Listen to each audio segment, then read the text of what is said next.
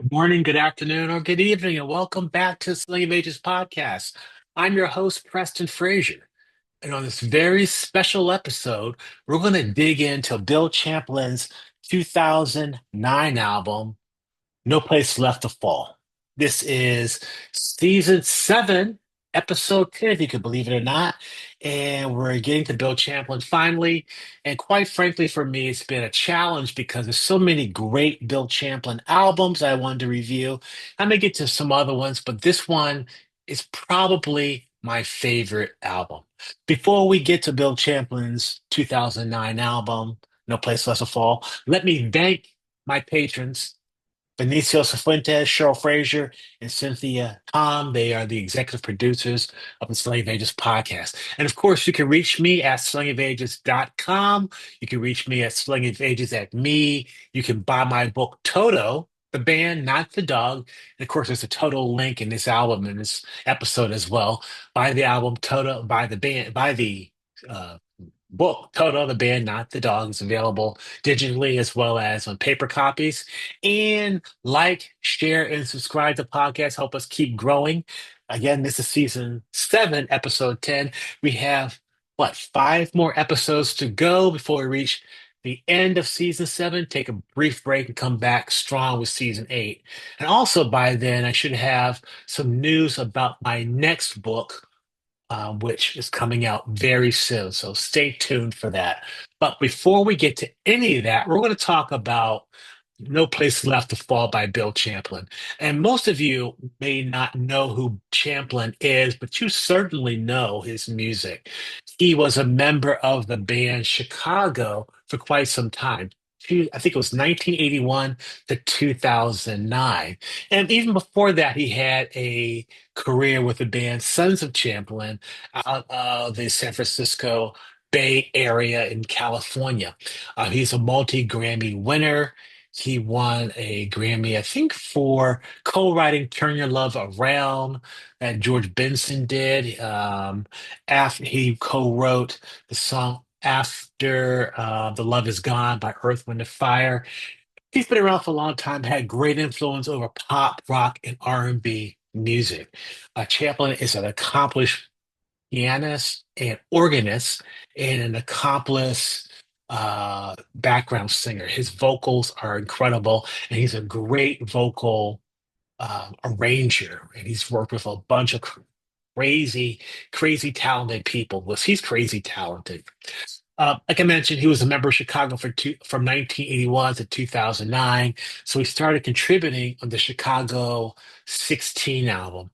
And for those Chicago fans out there, that was an album really where Robert Lamb had very limited involvement in the recording because he was going through some deep personal problems.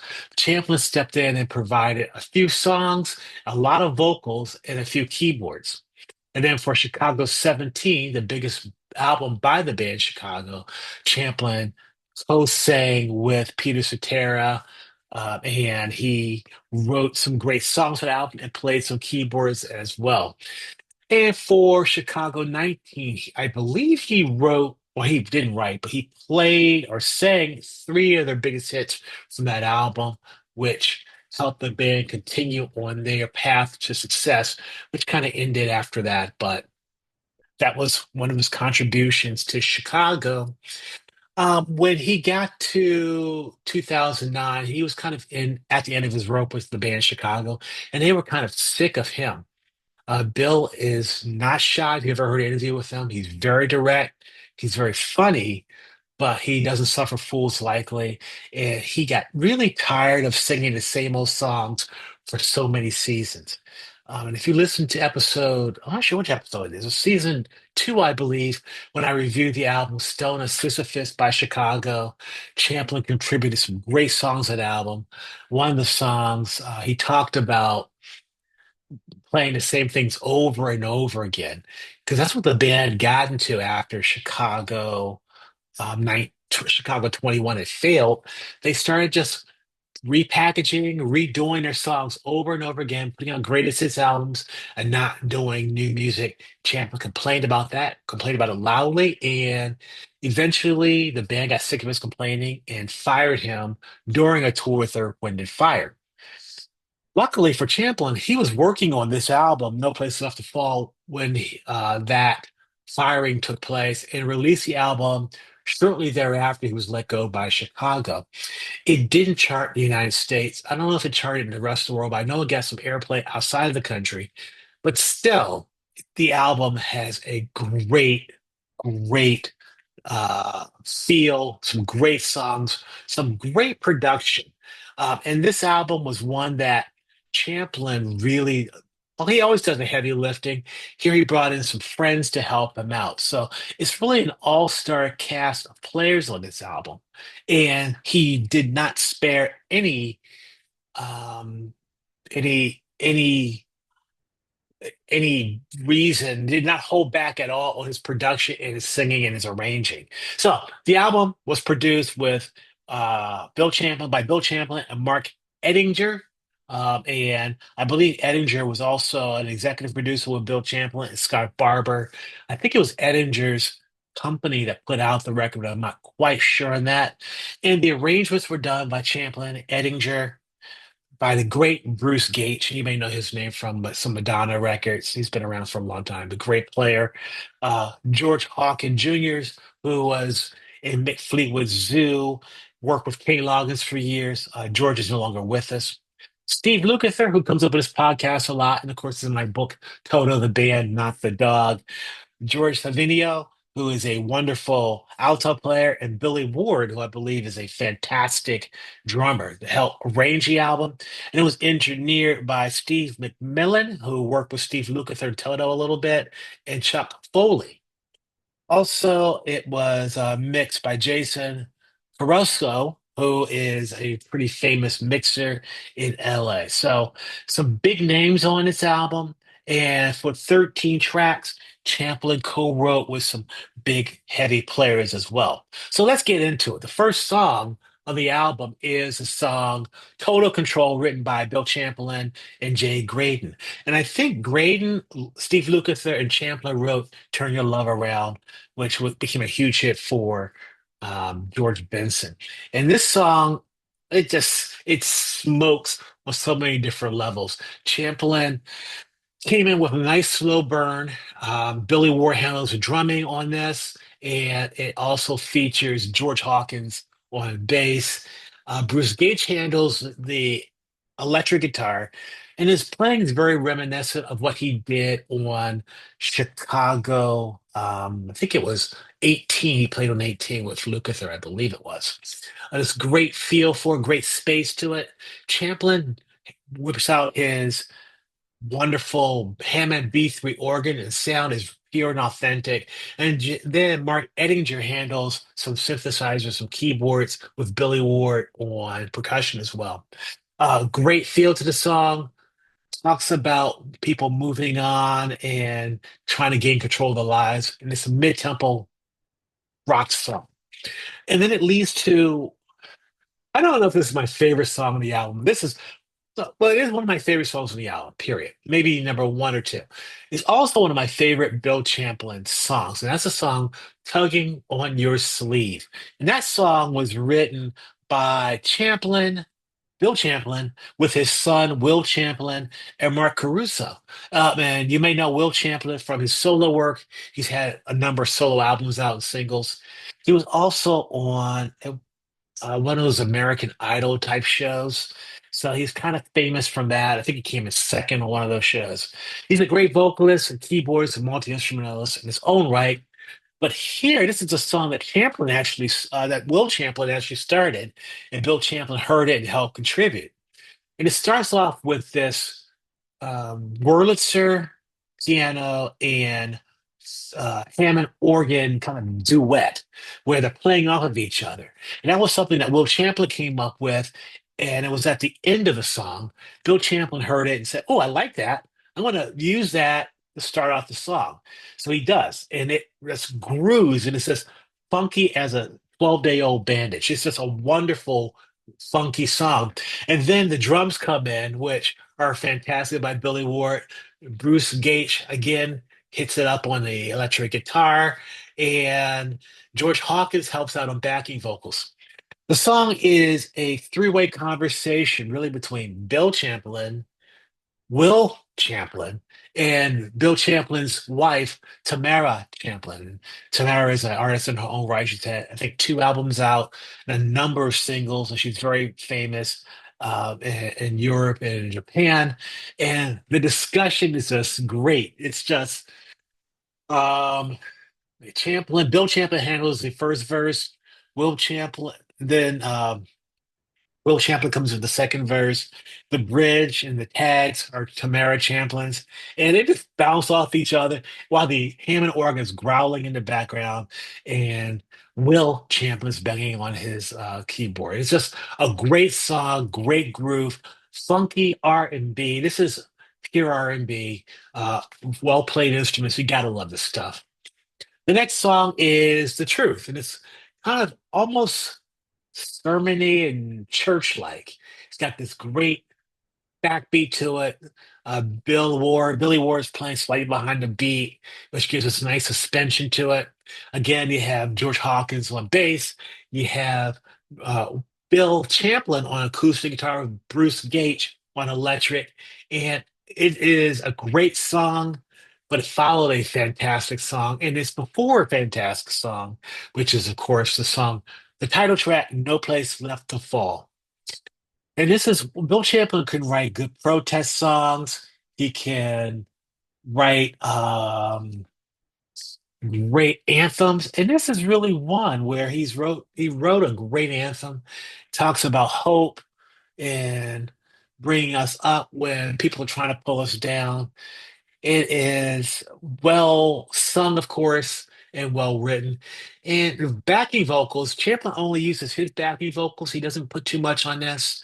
The production's perfect, and the feel, especially with acoustic guitar by Bill Champlin and the electric by Bruce Gage, works really well.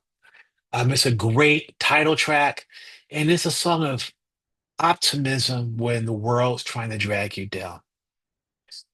For track number five, Bill gets funky again with Lover Like That. And that's a song that he wrote with the wonderful, actually, he didn't write it with anybody. He wrote it with himself. So I think it's the only song he did write by himself. No, Stone Cold Hollywood he wrote by himself too. Anyway, Lover Like That, good feel, funky. It's really based off of a Bruce Gage guitar figure that goes on throughout the song and has a great gritty feel to it. And Gage is just great at pulling those out. And then for his guitar solo, he brings in his buddy Steve Lukather, who handles a brief and tasteful Lukather guitar solo. So it's great. Next song is Looking for You. And this one is a song that Bill Champa wrote with Dennis Pulaski. They're old buddies and friends and collaborators, and they really pull out all the stops. The song is based around a acoustic piano figure that Bill Champlin is playing. Bill Champlin also handles the Hammond B3 organ as well. And it has a Southern church feel to it. It's a nice strut given by George Hawkins on bass and Billy Ward on drums. It just feels fantastic. And Bill Champlin's vocals are um, less restrained on this song than any other song on the album. He preaches here. You would swear Bill Champlin was a black guy because he knows how to sing this stuff and he does it really well. And then for to top it off, he adds several backing vocals. I think there are eight additional backing vocalists on his song, which he blends to make it sound like a chorus, a choir. So you have Will Champlin, you have Tamara Champlin, you have George Hawkins, who was a fantastic vocalist, or was a fantastic vocalist, as well as bass player, Beth Hooker, Keith Landry, Dennis Batowski, let's see, Isabel Miller, Veronica Pertuski, Angelo Pertusky. So you have that group which sound like a choir and they preach. And it's a song about a love story, love gone wrong, missing the love, missing her or him, and it works really well. It's just phenomenal. And then you go into the song Never Been Afraid, another song where it builds and builds and builds. The song was written by Champlin with Andreas Carlson. It has Steve Lukather on guitar solo again, with Bruce Gage on acoustic and electric guitars. Bill Champlin handles a Hammond B3, an acoustic piano, and this one is weird because it has Peter Cetera, Bill's old band buddy, on backing vocals. And Cetera very rarely appears on any of his Chicago buddies' albums. I don't think he appeared on any of Robert Lamb's solo albums. I think he might have been on one of Jason Chef's solo work. And then here he is on Bill Champlin's album. So Cetera was coasting to working with his old buddy. And I think part of it was that there was no bad blood between Cetera and Champlin, unlike Cetera and the rest of the original Chicago members. In any case, Never Been Afraid is an R&B song. Nice slow groove, great guitar solo by Lukather, great vocals by Champlin, backing vocals with Bill Peter Cetera, and a great lead vocal. And I think Michael English also participates in the backing vocal chorus. It works well. Good use of Cetera. I wish it would use more in this album. The next song is another kind of R&B blues groove. Really, the main instrument here is the acoustic guitar, which Bill Champlin played, and then you have the electric guitar by Bruce Gage. Bill Champlin also handled the electric guitar solo, and the song works really well. It's just talking about this wonderful woman that he knew called Angelina, with a nice R&B bluesy groove going on there. And he gets a chance to stretch out his vocals a little bit. And again, it's only him on vocals. He didn't do a really big vocal stack here or have a big vocal choir. Then we get to the only cover on the album, which is weird because it's also a Chicago cover. It is the song Look Away. And Look Away was the biggest hit from Chicago 19. As I mentioned before, Champlin sang three of the four hits from Chicago 19. Actually, you could say he sang three to three because What Kind of Man Would I Be didn't really come out as a single from 19, came out as a single from the Greatest Hits album, which came out right after 19. But anyway, he does a different version of Look Away. If you've seen Chicago in concert during the Champlin years, you know they did an acoustic beginning to the song with acoustic guitarists before going into the big production and chorus. And here they do the same thing he did in the live shows with Bruce Gage handling electric guitar, Bill Champlin doing the acoustic lead part. You know, when you called me up this morning, tell me about the new Love You Found part.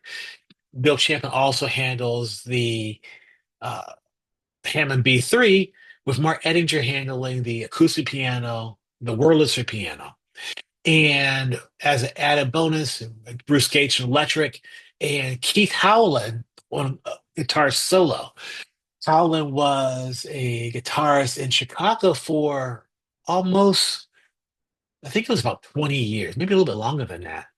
He left right during the pandemic, and still tours, the solo tours, does tours with Chicago former bassist Jeff Coffey. It's a wonderful guitarist, featured on, I think, Chicago, not night, the Night and Day tour, Chicago 30, Chicago albums after that. Wonderful guitarist. But anyway, Look Away, you all know the song because it's a big Diane Warren hit, a Diane Warren written hit. And the version here, it's different than, like I mentioned, the original version of Chicago 19. It has a good feel for it. He could have done other songs that he did on the Chicago albums, but this was a big hit, and I imagine he wanted to do it, get people who knew the song to buy the album, and it worked. The next song is "I Want You to Stay," slow burning ballad with Gage doing an electric guitar solo, but Champlin handling the acoustic guitar and all the organ.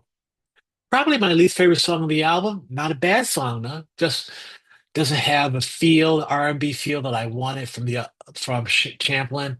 It's just a little too slow for me, and it doesn't build enough. While the next song does. And I mentioned "Tugging at Your Sleeve" is probably my favorite song on the album, or one of my favorite Bill Champlin songs, period. But this song is definitely a contender for one of the favorite songs on the album, and one of my top five Bill Champlin songs. It's called "Never Let Go." And this one was written by Bill Champlin with Andreas Carlson. Uh, Champlin does what Champlin does best on this song. It's just him with backing vocals, but he does this amazing backing vocal stack where you hear him sing um, a cappella parts starting the song, probably five different layers of a cappella parts tightly wound together. And it is so beautiful. It's so brilliant. It reminds me of all those great a cappella R&B groups out there or those in the past. He's just singing his ass off, and he does it so well.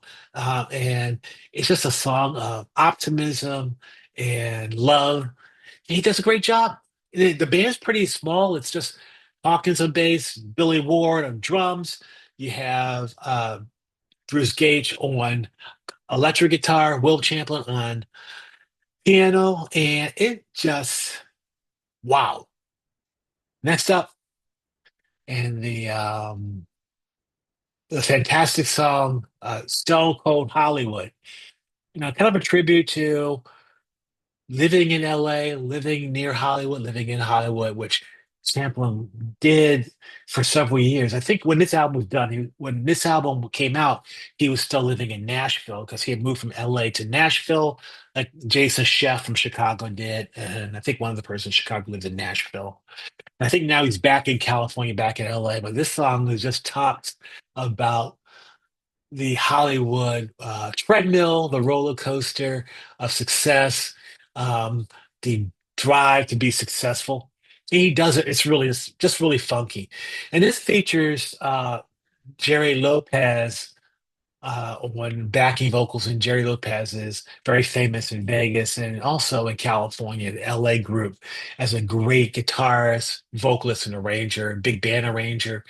And you also have a small horn section, two sax, well, three sax. So there's a trumpet and trombone, which give an almost Chicago feel to the song. So I think that Bill Champlin's horn arrangements are funkier than what Chicago did. Champlin's actually a very good horn arranger, and he brings in some great people. And as I mentioned, his band, Son of Champlin, uh, which existed before he joined Chicago, still exists now, has a phenomenal horn player in it, and Champlin is very good at writing those parts or co-writing those parts. In any case, Stone Cold Hollywood gets down. Great guitar by Champlin and Bruce Gage. The drums by Billy Ward smack, as do George Hawkins' bass playing. I just love Stone Cold Hollywood. And it's a great way to end the album, but it's not the end.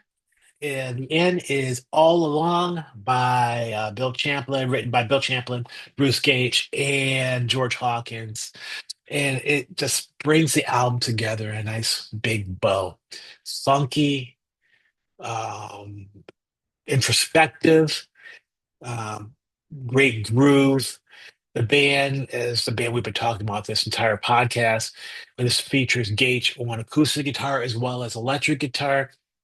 Mark Ettinger on synthesizer. Bill Champlin handles the Wurlitzer, and he handles all the vocals. And it just has a great feel to it. And it's a great way to end I hate to say great album, but it really is great album. It is a fantastic album. And it was also um, Like I said, it wasn't really a hit because Champlin didn't have any hits. He um, had albums which fans of yacht rock or the California sound knew and loved.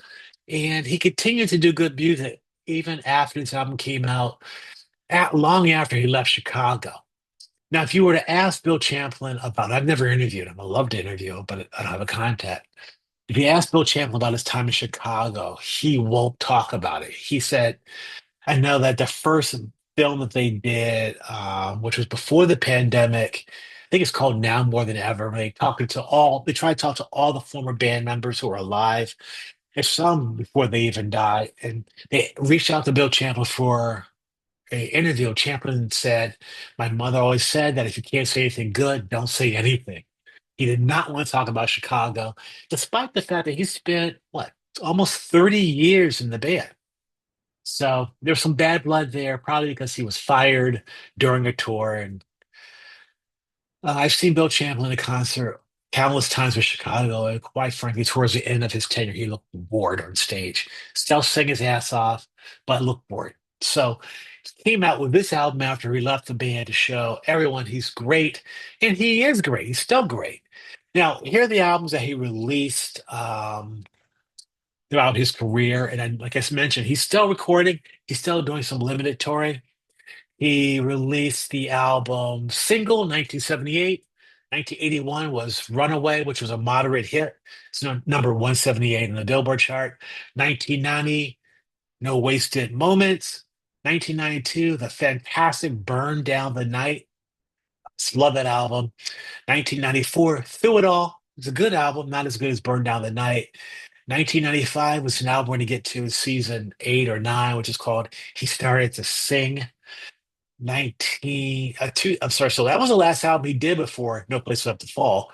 There was a gap between 1995 and 2008, and he was busy with Chicago. Um, 2015, the Champlin Williams Frankenstein album, and then Bleeding Secrets was 2018 with um, Wonderground with his wife and a friend who was in the band as well. His name I don't recall right now. And of course, 2020 was the Champlin Williams Feinstein 2 album. He has an album coming out, I believe, very soon. He's working on an album now. So he's been busy since leaving Chicago. He still plays guitar, still plays him and B3. He's occasionally asked to do backing vocals because he was one of those singers like Richard Page of Mr. Bobby Kimball of Toto, and Michael McDonald, who was asked constantly to do backing vocals. And he has a very distinguished uh, baritone voice. He's a wonderful singer, and this album is a joy. So the album is available. No Place Left to Fall, still available on CD. Of course, you can stream it, but there are copies of the CD DVD combination. And if you get that, you get the making of the album on the DVD. So I encourage you to go out and buy it and watch the DVD because Champlin talks about his inspiration for the album, how it came together, how it was produced, and of course, he shows off his licks and guitar as well as the Hammond B3 and keyboards. So that's it. That's episode number 10. Can you believe it or not? Of season number 7. Bill Champlin's No Place Left to Fall, an album I love. And this podcast is about music I love. Next time, we're going to come back with an interview from a wonderful artist I appreciate, and I think you will too. In the meantime, like, share, subscribe. If you haven't already, buy my book, Toto, the band, not the dog. And again, more to come on my next book. Until then, I want to thank you and my executive producers, and see you soon.